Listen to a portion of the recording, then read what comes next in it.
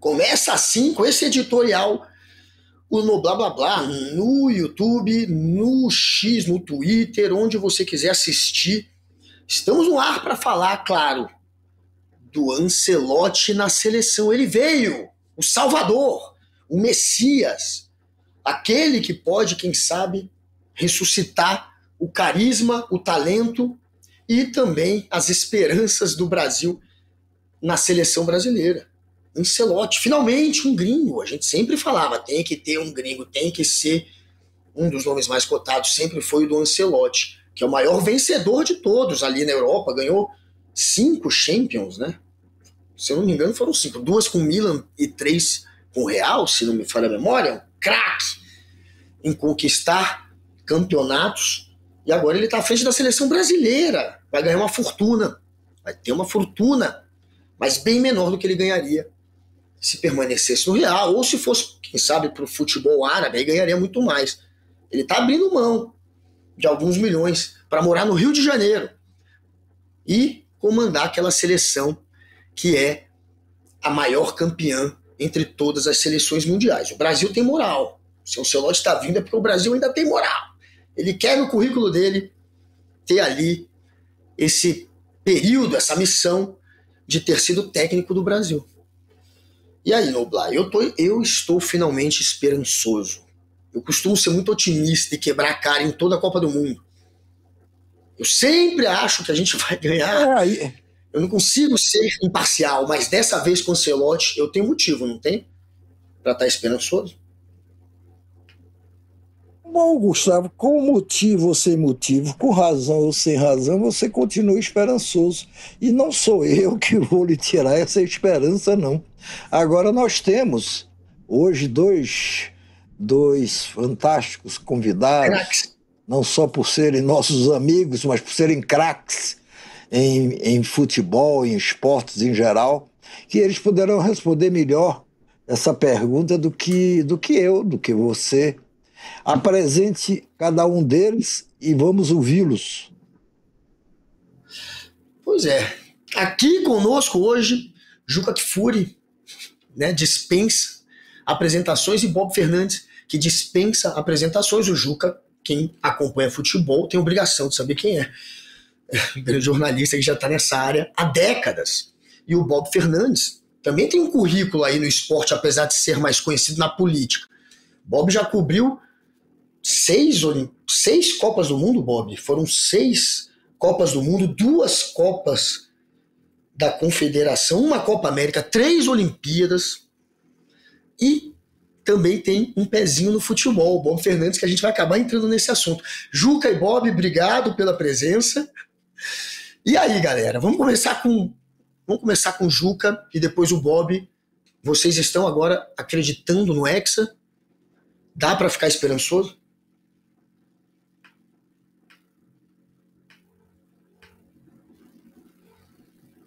Você deveria começar. Juca tá sem áudio. Deixa eu te contar um episódio. Agora... Não, o meu microfone está aberto. Não, tá tudo certo. Tá ótimo, pode ir. Agora tá. Agora... Abra... Eu peço desculpa, mas queria te corrigir logo de cara, porque não sei se você sabe, Leônidas da Silva foi comentarista de futebol na Rádio Pan-Americana, aqui em São Paulo. E ele era apresentado pelo Joseval Peixoto, assim. Agora vocês vão ouvir Leônidas da Silva, que conhece porque esteve lá. Né? Ele que foi grande ídolo do Flamengo, do São Paulo, da seleção brasileira, fez artilheiro em Copa do Mundo. Eu diria para você que você devia começar com o Bob Fernandes, porque também conhece futebol, porque esteve lá. Como é sabido por todo o interior de São Paulo, foi um grande atacante do Bragantino. Entendeu? Era chamado de Barretinho. Fazia gol de costas, gol de esquerda, de direita, de cabeça. Então, eu não sei, eu não me sinto, eu fico constrangido de opinar sobre o Ancelotti antes que Bob Fernandes nos dê luzes sobre o que ele acha sobre o Ancelotti. Pois é, eu podia começar pelo Bob, mas seria interessante que a Camila, nossa produtora, até em favor do Bob, para que não duvidem se é que existiria alguém capaz de duvidar do que o Juca está dizendo, seria interessante que a Camila colocasse a foto, aí é definitivo, é a prova definitiva de que o Bob, de fato, jogou no Bragantino, né? Que é uma foto histórica, que ele teve o cuidado de nos enviar sem nem a gente pedir, mas enfim, ele sabia que essa polêmica aqui seria posta. E aí, Camila, mostra aí a foto do Bob, por favor, no tempo do Bragantino, famoso Bragantino. Cadê o Bob aqui nessa foto? Ele sempre apresenta essa foto como prova. É o terceiro aonde? Embaixo? Embaixo? Tá segurando a bola. Com a bola na mão. Tá com a bola na mão. Ele era o dono da bola. Era o dono da bola. Era o dono da bola. Entendi. Agora tem também um recorte. Tem um recorte aí, que é outro. Rapaz, ele mandou mais de uma foto. Eu não sabia. Essa eu não conhecia. Campeão. Da esquerda para a direita diz. É o primeiro aqui, o segundo, né, com essa faixa de campeão. Veja bem. A faixa, quer dizer, ele era o dono da bola e o dono da faixa. E o dono da faixa também. Veja bem. Não, os outros também têm. Veja o que a inteligência artificial é capaz de fazer. Você está pondo em dúvida. Você está pondo em dúvida a autenticidade da foto. Mas eu vou aceitar. Eu vou aceitar a sua sugestão. Bob, por favor, Ancelotti. O que é que você acha de Ancelotti? Olha, eu queria registrar que o Noblar me pede há um mês essas fotos, encarecidamente, por favor, etc. Agora o Juca fala isso, que a Camila deve ter aí o recorte do Bragança Jornal, que conta que o Bragantino, o Dente de Leite, ganhou de 1-0 no Parque São Jorge, gol de cabeça deste que vos fala. Dito isso, vamos ao que interessa. Olha, eu acho que eu não tenho essa esperança que o Guga tem, porque o Juca pode falar muito mais do que isso, agora sem sacanagem, sobre o que é o futebol brasileiro, o CBF, tudo isso, né? Mas, de qualquer forma, é uma oportunidade do Brasil reiniciar, restartar, né? E eu acho que isso só teria sentido, ou só terá sentido, se ele puder, aspas, mandar de cima a baixo do ponto de vista de divisões de base, etc, etc. Porque, além de tudo, o Juca Noblar, não sei se o Juca concorda, né? Tem uma infantilização dos jogadores brasileiros, assim, parece que eles nunca saem ali dos 16, 17 anos. Você fica vendo aquelas resenhas, eles só falam sobre as bebedeiras, quem dava mais porrada, tal. Claro, tem exceções, né?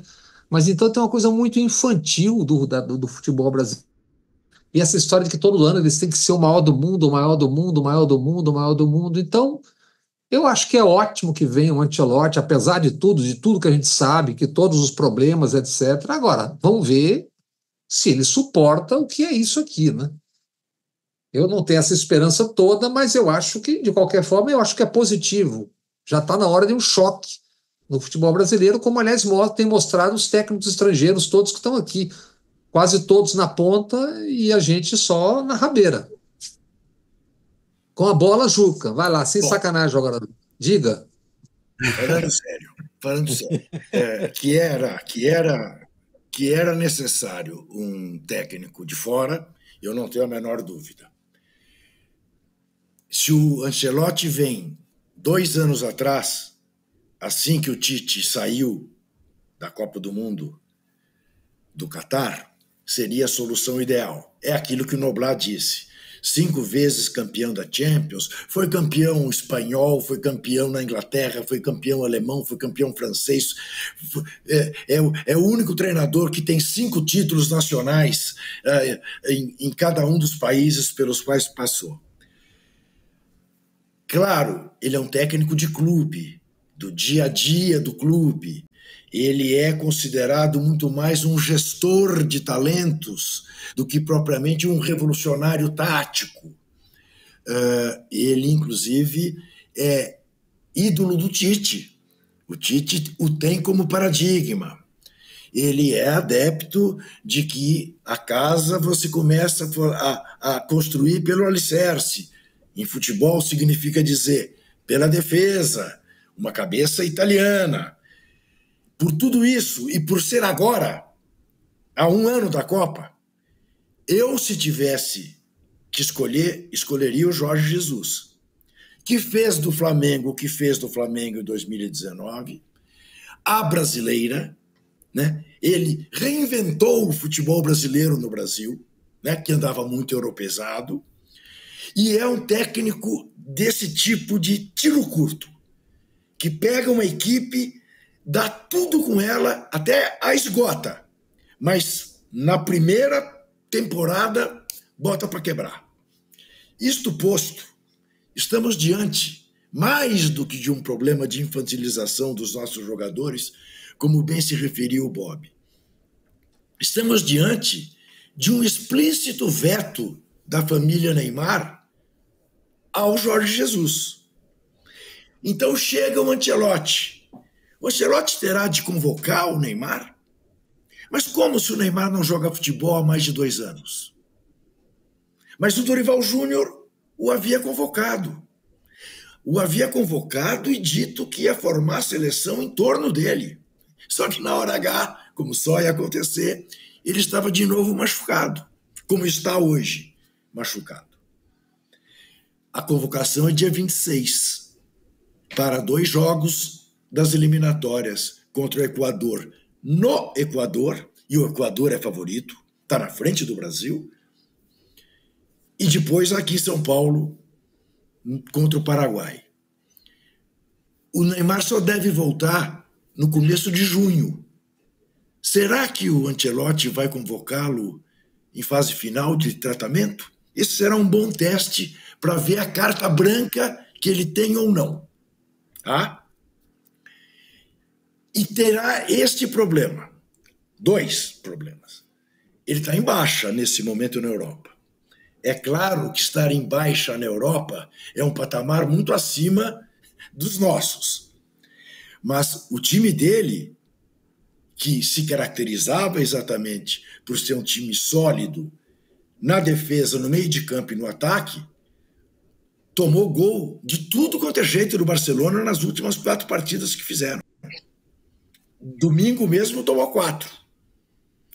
Então ele chega com esta situação. Não foi lá muito bem nessa temporada. Aliás, foi mal na temporada, não ganhou nada com o poderoso Real Madrid. E ele é o cara do dia a dia. Ele é o administrador de grupos, o gestor de grupos. Seleção não tem dia a dia. Seleção você convoca, treina 3 dias, joga, volta, treina mais 2 dias, joga e dispensa. No máximo, na véspera da Copa, você tem o time 1 mês para treinar. É isso tudo que ele terá. Então, eu te diria o seguinte, mais do que uma aposta da CBF nele, ele está fazendo uma aposta na CBF. E quem aposta na CBF corre um enorme risco de perder. Ele é a tábua de salvação do presidente da CBF, que está em vias de ser destituído porque teria se apoiado num documento assinado com assinatura falsa do ex-presidente Coronel Nunes, que o legitimou no poder. Hoje o Coronel Nunes estava intimado a ir depor na Justiça do Rio. E o advogado dele entrou com pedido para que ele não fosse, porque ele teve que vir a São Paulo para exames clínicos. A alegação que se faz é que a assinatura é falsa, porque já faz tempo ele não está sob controle dos seus atos, porque tem um problema grave na cabeça. Então, a possibilidade, entre outras coisas, do Ancelotti chegar aqui e o Edinaldo não ser mais o presidente da CBF, existe. Ou então ele faz a aposta de que a justiça será condescendente com ele, porque, pô, tô acabando de trazer um cara que, ó, o mundo inteiro está falando disso. Hoje, o noticiário esportivo na Europa é Ancelotti na seleção pentacampeã. Agora, gente, o pentacampeonato foi em 2002. Lá se vão 23 anos. Quem nasceu então já está começando a ficar de cabelos brancos, como hoje eu já vejo o Guga de cabelos brancos, eu que o conheci pequenininho, traquinas, sem cabelos brancos. Olha, agora, Juca, me diga uma coisa. Guga, só um minutinho. Guga, só um minutinho. Ô, Juca, me explica melhor essa história do veto do pai do Neymar, porque muita gente pode não acompanhar com tantos detalhes. O pai do Neymar vetou o Jorge Jesus? Deixa eu te contar uma história. Eu estou apresentando um podcast fruto de uma enorme reportagem do repórter Pedro Lopes, do UOL. Já está indo para o 4º capítulo, ou para o 3º, nessa terça-feira, em que você terá contato com e-mails trocados com o staff do Neymar, o pai do Neymar, com a CBF, determinando quando o Neymar dá entrevista, quando não dá, quando se apresenta, quando não se apresenta, uma absoluta submissão da CBF aos desígnios da família Neymar, principalmente do Neymar pai.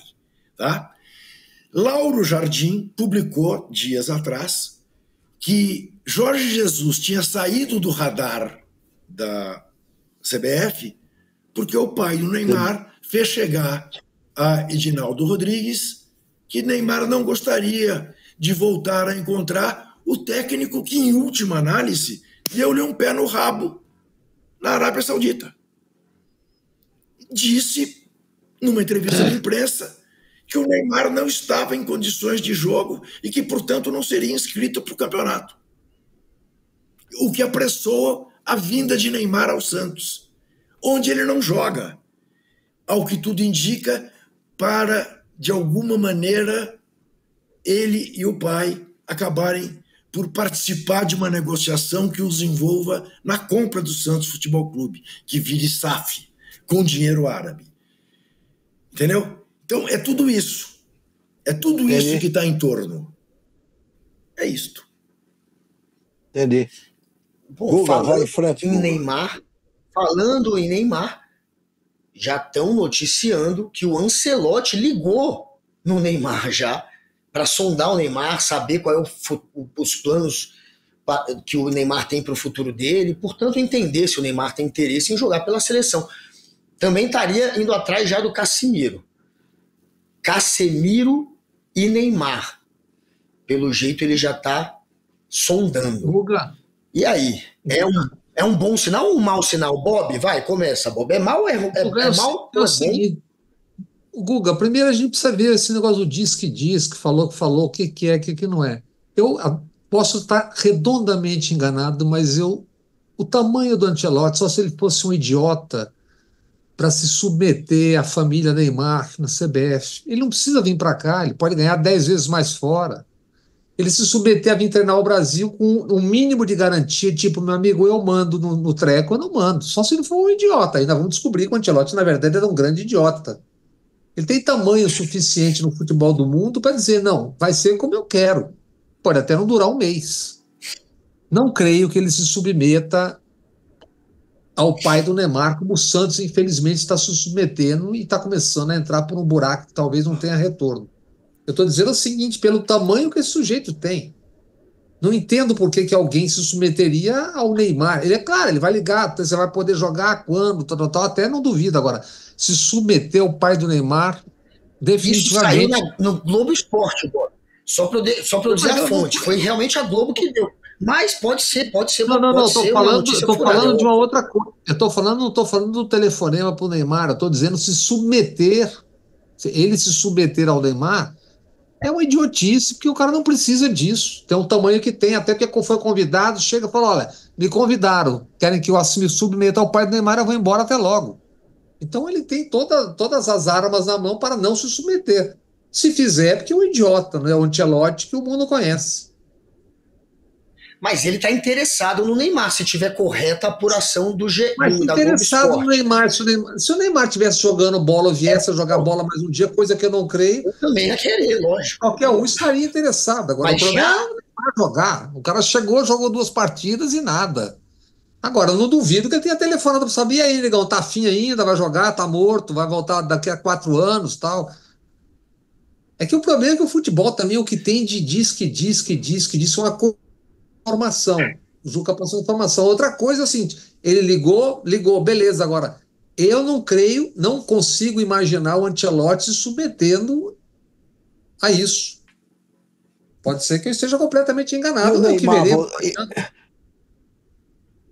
e o Neymar, vocês acreditam, começando por Não, você, Juca, você acredita que ele vai se recuperar? O Bob já tá. Vocês dois concordam que Não, acabou a Copa do claro, Mundo, acabou pro Neymar? Diga. veja bem, um atleta, quando chega na idade dele, ou se beneficia do fato de ter sido atleta verdadeiramente durante toda a carreira até chegar aos 34, 35 anos, e aí se mantém como Cristiano Ronaldo, como Lionel Messi, em menor proporção, mas também como Lionel Messi, e como outros que você conhece, Júnior, Toninho Cerezo, ou tem vida curta, como o Ronaldinho Gaúcho. Quando você faz a escolha preferencial pela balada, em vez de pelo ofício, o seu corpo começa a pagar. Paga de que maneira? Paga perdendo o reflexo, que impede que ele saia da porrada do zagueiro. Você se lembra quando o Neymar começou, se dizia que o Neymar era de borracha, porque o zagueiro vinha, batia, ele pulava, e se batia, não pegava, e ele amortecia. A partir de um determinado momento, cada vez que o zagueiro chegou, quebrou um dedo, deslocou uma costela, é inexorável. Não há mais o que fazer nesse aspecto. Não há mais. Recuperar a ponto de poder chegar em 2016 e estar zero bala. Então, eu não acredito. Porque agora, o problema não é o joelho que ele operou. O problema é a musculatura que precisa ser fortalecida para poder voltar a jogar e, num esforço A ou B, grita, distende, volta, 45 dias, começa tudo de novo na fisioterapia. Então, eu não acredito. E não tenho dúvida nenhuma que, mais do que eu, o Ancelotti sabe disso. Então, ele pode até ter tido uma atitude de relações públicas. Né? Ô, menino, como é que você está? Vou poder contar com você? Você estando 100%, tô louco para te ver na seleção. E você conversa para italiano ver. Pode ser. Agora, claro, o Ancelotti não precisa de dinheiro, poderia ganhar mais na Arábia Saudita. Jeddah é uma cidade mais segura que o Rio de Janeiro, e o futebol árabe a Federação Árabe não está sob crítica e fiscalização permanente da imprensa, até porque é da família que governa o país. Tudo isso deveria levá-lo a preferir a Arábia e não o Brasil. Só uma coisa faz diferença. Para quem está com a idade dele, 65 anos, pensando em coroar a carreira hexacampeão mundial com a seleção brasileira é sonho de qualquer treinador de futebol. Eu te diria mais, a chance que a seleção brasileira teve de eventualmente ter o Guardiola como treinador estava nisso. É o Ancelotti o convidado. Você não tenha dúvida que isso está nos cálculos dele. E sem se falar que existe todo o glamour ainda em torno do futebol brasileiro, né? o futebol do Pelé, do futebol do Rivelino, do Gerson, do Tostão, dos Ronaldos, do Rivaldo, que um treinador competente como é o Ancelotti, e diz, deixa essa gente na minha mão, que eu vou fazer uma máquina inesquecível de jogar futebol. Olha... E vocês acham, para a gente... Bob, é só para eu introduzir esse assunto, e vocês acham que a gente tem, vamos dizer, jogadores suficientes, bons o suficiente para sonhar com um título? Sonhar com o título, sim. Fala cada um de uma vez. Sonhar com o título, sim. Uhum. Jamais seremos favoritos nesse momento, tá? Mas estaremos entre os 4, 5 que podem conquistar. Este clube cada vez aumenta mais. Lembre-se, a Croácia disputou uma final de Copa do Mundo na Rússia, né? O futebol hoje está muito equilibrado. Agora, poucas seleções têm o poderio ofensivo que o Brasil tem, de Endrick, Estevão, Rafinha, Rodrigo, Vini Júnior, poucas. Nos falta hoje, fundamentalmente, nos faltam 2 laterais, que nós não temos, e um pensador, um número 10, um armador, aquilo que o argentino chama de enganche, né? Este nos falta e vai ter que, de alguma maneira, suprir. Mas que a seleção brasileira tem talento suficiente para poder aspirar ganhar a Copa? Tem. Sem dúvida nenhuma tem. Bem, Bob, é isso que você pensa também ou não? Olha, tem pé de obra para fazer um grande time. Falta o pensador, falta o alemão, que é o grande problema, ou um dos grandes problemas do Ancelotti esse ano, é que ele perdeu o Toni Kroos, o grande pensador do meio-campo. E o Modric não está mais naquele mesmo tamanho. Acho que também concordo com o Juca que não temos laterais. Agora, quando eu falo de infantilização, Juca, eu estou me referindo a algo além, que não é só essa primeira imagem que vem à cabeça. É a incapacidade do Neymar, por exemplo, decidir a se recuperar plenamente, como o Ronaldo, que tinha uma contusão infinitamente mais grave, para a Copa de 2002. É incapacidade, e não é só ele, a infantilização é aquela coisa de garotos que saem de casa com 7, 8, 9, 10 anos, vão para o clube de futebol e nunca saem dessa idade. Ficam milionários antes dos 20 e se tornam essas pessoas aí, como foi o Ronaldinho Gaúcho, extraordinário jogador. O Neymar era uma assombração como jogador e jamais chegou até onde poderia ter chegado. A infantilização é nesse sentido, parecem uns meninos bobos, querem todos ser o maior do mundo, o maior do mundo, o maior do mundo. Aliás, se não é ficção, o Guga pode, e você está acompanhando mais do que eu, o Xabi Alonso falando sobre o Vini Júnior já deu uma pista muito bem sobre isso, vocês chegaram a ver, né? Dizendo, olha, ele às vezes ele pensa que joga sozinho. Ele não joga sozinho, ele tem que jogar com todos. Do resto, eu concordo aí. Exatamente, eu acho isso. O Ancelotti não trocaria tudo que ele fez e tudo que ele é para chegar aqui e abaixar a cabeça para esses caras.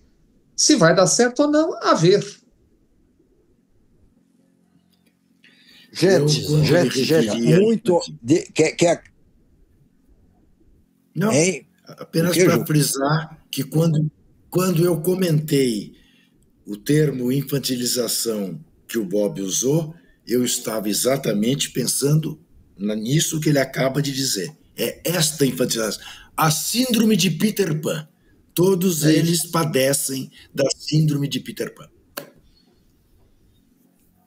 Eu queria muito agradecer aos amigos e queridos colegas Bob e Juca Kfouri, dizer que a gente vai ter seguramente oportunidades de voltar a conversar daqui até o final dessa Copa. Portanto, se mantenham em prontidão. E vamos ter que passar para um bloco seguinte. Muito obrigado aos dois. Aqui, Barretinho sabe estar sempre a postos. Barretinho Noblar, estará eu sempre a posto.